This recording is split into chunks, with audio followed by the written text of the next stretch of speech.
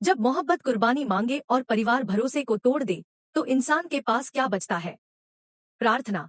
जिसने कभी सोचा भी नहीं था कि वो उस घर को छोड़ेगी जिसे उसने अपना सब कुछ मान लिया था, आज उसी घर से उसे जाना पड़ा। उसने खुद को नहीं, शिवांश और उसके परिवार को बचाने के लिए यह कदम उठाया। लेकिन उसकी तड़प किसी ने नहीं देखी। सब कुछ उस दिन से बदला जब रौनक की मोहब्बत पागलपन में बदल गई। वो चाहता था प्रार्थना को चाहे किसी भी कीमत पर। उसने शिवांश का घर, उसके नाम, उसकी पहचान, सब कुछ छीनने की कसम खा ली। और जैसे ही उसके हाथ में मिले लीगल पेपर्स, उसने पूरे परिवार को भेज दिया 3 दिन का अल्टीमेटम।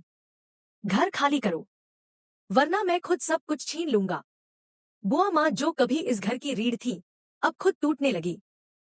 उन्होंने सोनालिका से मदद मांगी, लेकिन उसने साफ कह दिया, अब मेरा कोई रिश्ता नहीं इस घर से, मैं कुछ नहीं कर सकती। बुआ माँ को याद आई सिर्फ एक इंसान, प्रार्थना। वो उसके पास पहुंची, हाथ जोड़े और बोली, बेटी, अगर तू चली जाएगी तो शायद रौनक शांत हो जाए, ये घर बच जाएगा। प्रार्थना जानती थी कि रौनक सच्चा नहीं है, लेकिन उसने बुआ माँ की बात मान ली। अगर मेरे जाने से घर बचता है तो मैं चली जाऊंगी। उसने घर छोड़ दिया चुपचाप, बिना किसी से कुछ कहे, बस एक उम्मीद के साथ कि शिवांश उसे उधर शिवांश, जो अस्पताल में है, उसकी हालत गंभीर है। लेकिन उससे भी ज्यादा दर्दनाक बात यह है कि उसके पास प्रार्थना का कोई संदेश नहीं पहुंचता। क्यों? क्योंकि उसके आसपास के लोग, बुआ माँ, बहन और यहाँ तक कि सोनालिका, सब उसे यही समझाते हैं कि प्रार्थना खुद चली गई थी रौनक के कहने पर। हमने उसे नहीं रोका। शिवांश टूट जाता है और इसी मौके का फायदा उठाती है सोनालिका।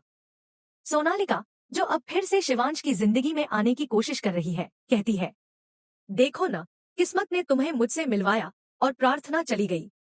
अब मैं तुम्हारे साथ हूँ। दूसरी ओर रौनक खुश है। वो समझता है कि उसने जीत हासिल कर ली। अब प्रार्थना मेरी होगी। लेकिन वो नहीं जानता कि प्रार्थना का जवाब क्या होगा।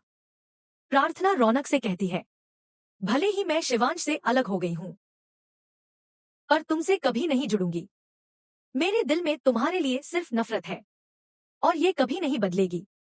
रौनक के सपने टूट जाते हैं, लेकिन कहानी अभी खत्म नहीं हुई। स्मिता, जो शिवांश की सच्चाई जानती है, अब रौनक को तमाचा मारती है। वो कहती है, तू मोहब्बत के नाम पर पागलपन कर रहा है। ये प्यार नहीं, ये जुनून है और ये तुझे तबाह कर देगा। क्या स्मिता अब कोई ऐसा कदम उठाएगी जो सारी सच्चाई उजागर कर दे? क्या वो प्रार्थना और शिवांश को फिर से मिलवाएगी? आने वाले एपिसोड में क्या शिवांश को सच्चाई पता चलेगी? क्या प्रार्थना वापस लौटेगी? क्या रौनक का चेहरा सबके सामने आएगा? या फिर क्या यही थी प्रार्थना और शिवांश की अधूरी लव स्टोरी? आपको क्या लगता है? क्या प्रार्थना का जाना सही था